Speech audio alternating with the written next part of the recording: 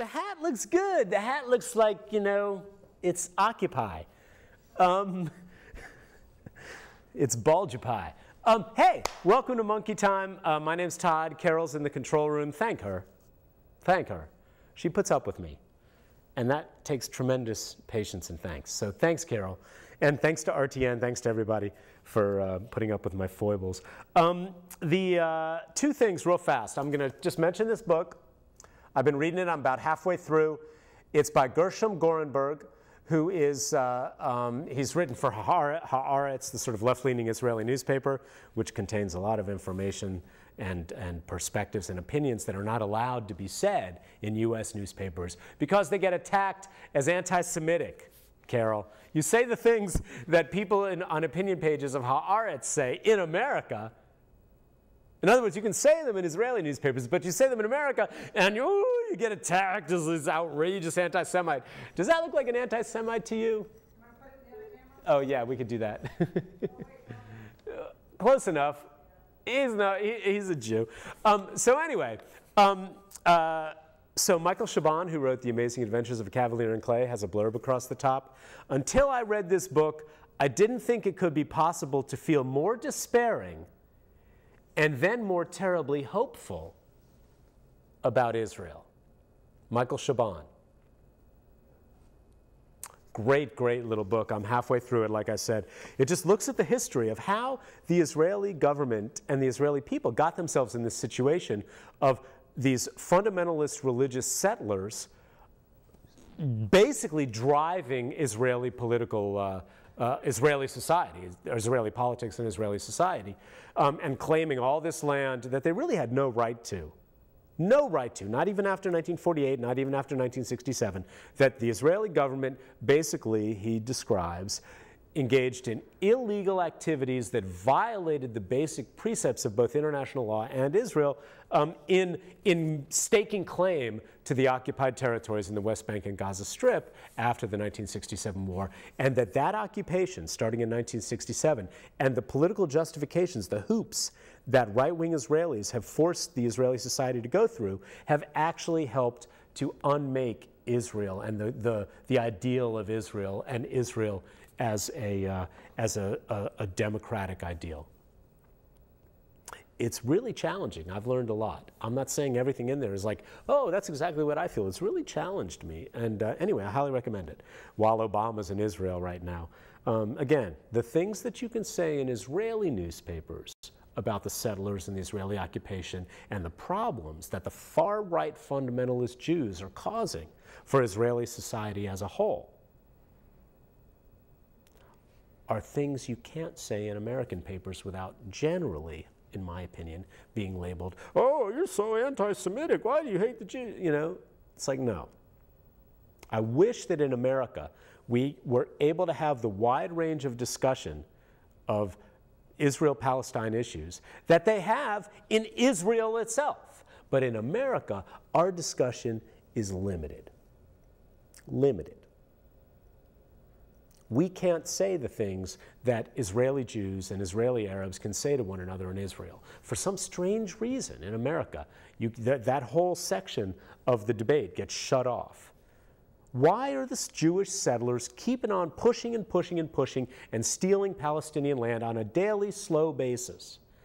Every day, sometimes not so slow. Why is that happening? We don't hear those conversations here in America.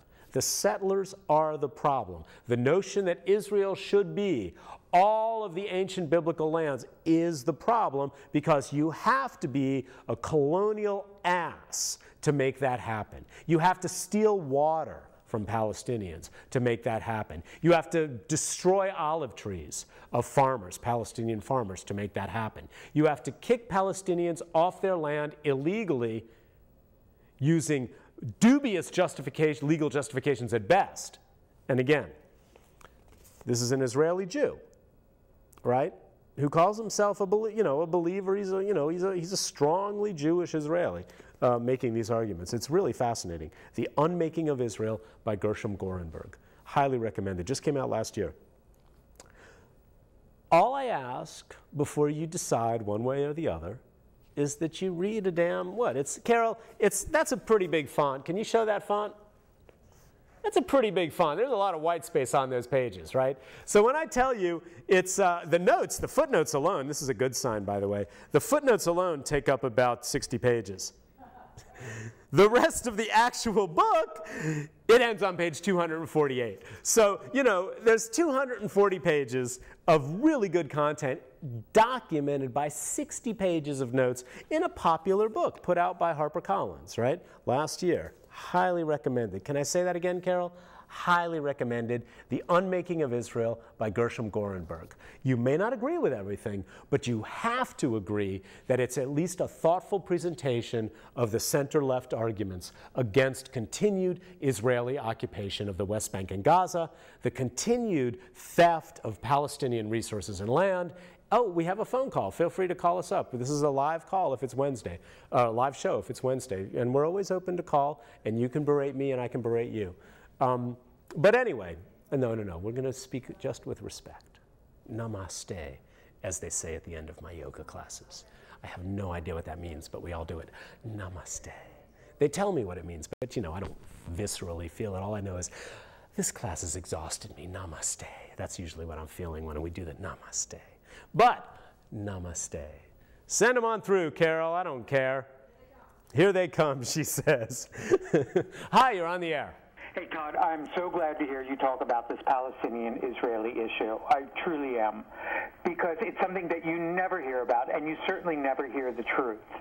People in America have no concept of what the Palestinians have been through. And the worst part is it is possible to be both pro-Palestinian and pro-Israel. Yes. And yes. to believe that both of them have the right to exist. It is but not. You're right. You cannot steal land from people who just want to go home again.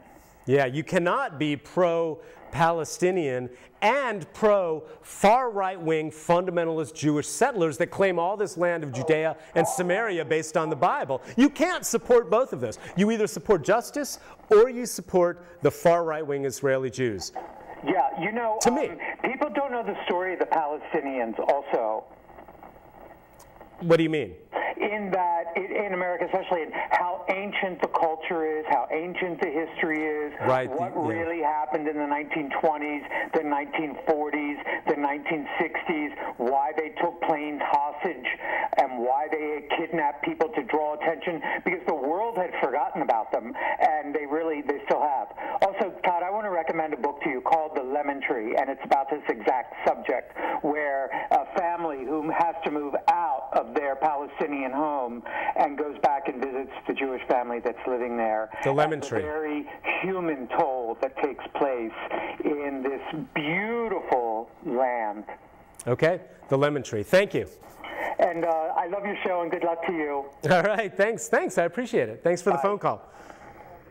I think, you know, I do want to say that I don't think you can, I understand that the attention that came from the kidnappings and the hijackings was important, but I do want to also say that I don't think you can be on the side of justice and bomb civilian buses, do suicide bombings in civilian society on civilians. I don't think that that's possible either, just to be clear. That's not who I am, that's not who I support. But I do think, as we're looking at which sides get told in American media, the side of the Palestinians going, we have this far right-wing fundamentalist Jewish set of people that is increasingly controlling Israeli politics. And they are driving this theft of our land that's, you know, relatively low level. It happens through the courts. It happens through manipulation of politics. It happens through all kinds of ways that don't make the big press. And I would submit that if people were slowly, regularly stealing your land, it is possible that some of you would also engage in violent resistance back. However, that's not something I would support ever, ever. And attacking civilians, that's just beyond the pale. So I don't think you can be on the side of justice and do any kind of support of that. But we just don't see the side of the story of the low-level Palestinian people. Anyway, I'm going to, the lemon tree from that caller, I'll look into that. But again, the Unmaking of Israel. It's not the greatest book since sliced bread, but it's a provocative read. You will enjoy the read. It's told mostly from Israeli Jewish sources. So I imagine a lot of Palestinian folks would be like, oh God, another book told primarily from Israeli and Jewish sources. But as an American Jew, I found it really fascinating. All right, so we have to talk about rape culture, Carol. We have to talk about rape culture. Parents, what are you teaching your sons and daughters about the existence of something known as, quote, rape culture in America?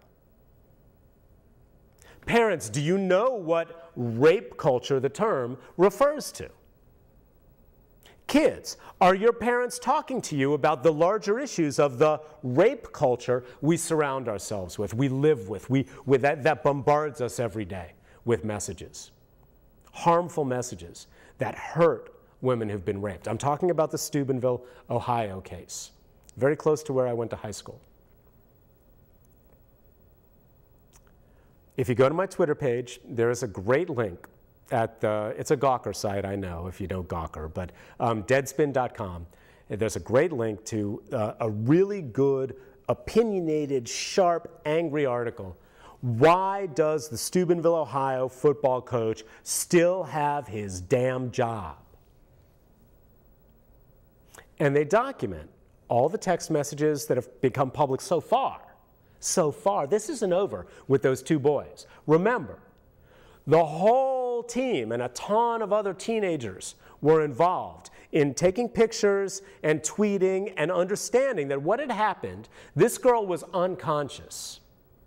We can argue, Carol, about the drunkenness and her responsibility later. The AP, this is what rape culture means, parents. Rape culture 101. The Associated Press talked about it as the rape of a drunken teenage girl. What is the word drunken doing there if not judging? Unconscious would work just as well, Carol. An unconscious teenage girl. It doesn't matter how she got unconscious. I'm sorry. They digitally raped an unconscious teenage girl. Digitally. Kids, we have to talk about this honestly, with the fingers. They digitally raped an unconscious teenage girl. They took her from house to house, Carol. They carried her. They dragged her like an animal. She was unconscious. They took photos of her naked, photos of her with her clothes off, her genitals exposed. They took photos of this. Anonymous helped expose this. If Anonymous hadn't exposed all the evidence, would this have happened? It was months after. The rape happened in August. And the two guys that put their fingers in her have been convicted. What about all the people around who were taking pictures of this unconscious girl being digitally raped? And not digitally in the sense of computer. Digitally as in your digits. Digitally raped. It's still rape, y'all. No question. And anyone who doubts that, if it was your daughter or your mother or your sister, you would not doubt it. You would want their heads on a platter. So rape culture. All the people around there in Steubenville, Ohio, all the members of this team, for months after, had nothing happen. The guys that did the raping didn't get suspended until 8 games into the season, the regular season, the football season, in October, I believe it was. This happened in August. There are text messages where the members of the team that did the raping and did the photographing, one of whom had naked photographs of the girl, unconscious girl, saying, and I quote, I got Reno, IDGAF. IDGAF, Carol, what is IDGAF? You can't say it on television. IDGAF, this is a text message from one of the team members who was filming and had naked pictures of the girl, filming the rape as it happened. IDGAF, I don't give, you know what, IDGAF, I got Reno, the coach. That's his first name. I got Reno. Nothing's going to happen if it goes to court. Another text message from one of the rapists. Delete that video off YouTube. Coach Sack knows about it. Reno, right? His name's Sakochia. Coach Sack knows about it. Seriously, delete it. When the New York Times started asking the coach, this was in October now, months after, when they thought the cover-up was all set, they were telling the girl, don't you dare tell anyone about this, you know, we'll work it out. You know, the rapists were texting her, telling her, basically, I think, threatening her, but telling her, you better not say anything about this. When months later, the New York Times got a hold of it, mainly because one blogger got the email, or the video evidence, a female blogger in Ohio, got the video evidence and the tweets and the text messages. And she started posting them on her blog and got sued. Got sued by some of the people involved in the rape. The rapers and their friends. She got sued, and the ACLU took her case. This all happened last fall before you ever heard about it. She got sued, and the ACLU took her case, and she won. And then the New York Times got involved. And then the rest of the world heard about it, and then Anonymous hacked into a bunch of email accounts and said, here's the videos that they were posting at the time. Here's the text messages. Here's the tweets, world. And I have very mixed feelings about Anonymous. Primarily, Carol, when Anonymous comes after you, you're done. I have very mixed feelings about Anonymous because that kind of attack, it is very unlikely you or I would ever survive, online anyway, and emotionally anyway, that kind of coordinated, aggressive attack by a group like Anonymous. But in this case, and in cases where Anonymous targets people who I think are legitimate targets, Carol, I know it's kind of hypocritical if you believe in like the purity of morality and purity of essence and all that Dr. Strangelove crap. But you know what? In this case, I'm really glad Anonymous hacked into these bastards' emails and Twitter accounts and found the videos they were posting and found the tweets and the text messages and gave them to the world. If the New York Times hadn't got involved and Anonymous hadn't released the footage of the other guys around, laughing, oh man, that girl was so raped. You saw that video, right? If that hadn't happened, there is a good chance this girl would have gone on with her life just horrifically. It's bad enough now that she's worldwide famous, but horrifically abused and then made to keep quiet about it while the people that did it ran free. The coach, the players, all of them covered it up. The town, the whole town. Deadspin's article, which I link in my Twitter page, why does Steubenville's football coach still have his job? They have a big picture at the front that says, fire this asshole, at the top of the post. I think that's a fair thing to say. Parents, what are you telling your kids about rape culture? When you have been unconscious and digitally raped, in a town where the football players are gods going, oh, the coach has got our back. And that goes on for months. And then you have the guts to come forward and press charges? Monkeys, Rape Culture 101. Every once in a while, somebody fights it. This girl's a hero. She made mistakes. Getting that drunk that you're unconscious, nobody's going to say that's a good thing. But nothing, no mistake she did, nothing justifies what those boys did to her. Nothing. That's Rape Culture 101, boys and girls. If your parents haven't been telling you this about this case, that's Rape Culture 101. Nothing that she did, nothing that she wore, nothing that she drank, nothing that she said justifies carrying her around while she was unconscious from house to house, filming her, digitally raping her, and posting that online and laughing about it. Rape Culture 101 will tell you that nothing that girl did deserved what she got. Period. Internalize that, girls. Internalize that, boys. If your parents aren't telling you this, and parents, if you're not telling your kids this, you're being bad parents. Internalize that. Nothing that girl did. She made mistakes, but nothing she did deserved what she got. Make sense? 6 minutes. Wow, we've already covered 24 minutes, 22 minutes. Wow. Rape Culture 101, the cover-up. They blamed her, they tried to intimidate her. There are just a few things that happened that allowed this to even come out. One blogger, one woman blogger in Ohio, gathering this up and posting it and sticking with it when they threatened to sue her and winning. And then the New York Times found it, and then you and I found out about it. That woman, that blogger, that woman who was tenacious and courageous enough to do it. Rape Culture 101. You listening, girls? You listening, boys? That woman, that blogger in Ohio is a hero. We'll talk about Republicans and raising the taxes. We'll talk about the taxes later. I want to do one other thing about this. CNN on Sunday has gotten a lot of flack.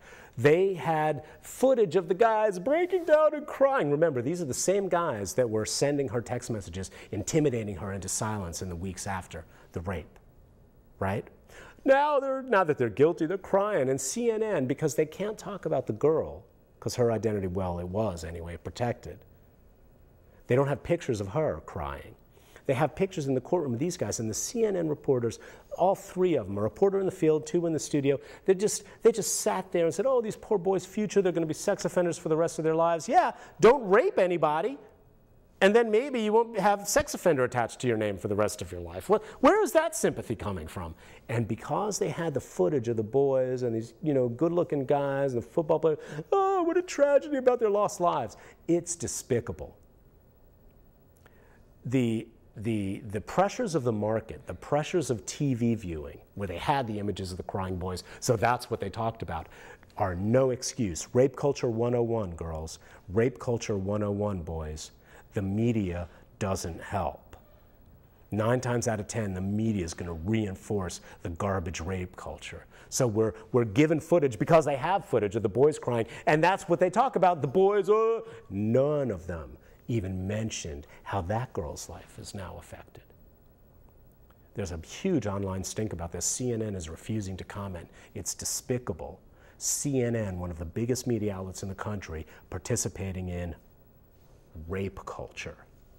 They can't even bring themselves to talk about it, let alone apologize publicly for what they said and what they did right after the verdict. Rape culture, parents. What are you telling your kids about this larger climate of rape culture? How much time? 3 minutes. 3 minutes. Parents, kids, what are you talking about? What? Oh yeah, let's talk about Flanders. So, yeah. Okay, we got about 3 minutes. Okay. I'm so sorry I didn't get footage of this, but I've learned, I've just gotten to the point where I don't like carrying a camera around with me on First Fridays. But I should have gotten footage between now and then. But March 30th is the closing of an amazing exhibit at the Flanders Gallery. If you go to my Twitter page, I've got some links.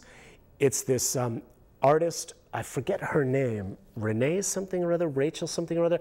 Anyway, she's a short, large woman who has created this mythological creature called the Obeast. And the website, yeah, go to the website again, Carol, obeasts.org, where she's done like a natural history science museum and a cultural history of the Obeast. It's amazing. It's a rich, beautiful parody of museums, of fat, like the fat hatred, of self-image, because it's her. She's putting herself up as this Obeast who's shot by hunters in the early 1900s, and she creates photos of like Teddy Roosevelt type people, standing over her body, sitting there, in the field in her flower print dress. The Obeasts. It's a fantastic exhibit. She has carnival games where you throw bags of sand, those little sandbags, into the mouth of the Obeast creature on the ground. She has created such a rich world. She has made pre-Columbian artifacts, Carol, of the Obeast goddess creature in New Mexican Indian mythology. I swear to God, that's the level. The 1920s, you know, the Obeast killing scandal of the 1930s. I mean, the whole thing, she's done this rich exhibit of the Obeast mythology and history, and it's at Flanders Art Gallery until they're open this weekend. But go to flandersartgallery.com. It is the most challenging and interesting and fun and funny artistic exhibit you will see in Raleigh the first half of this year. 25 seconds? 45 seconds. Okay, two quick things. The taxes. North Carolina Republicans, I'm going to do this in 45 seconds, Monkey, it's 40 now.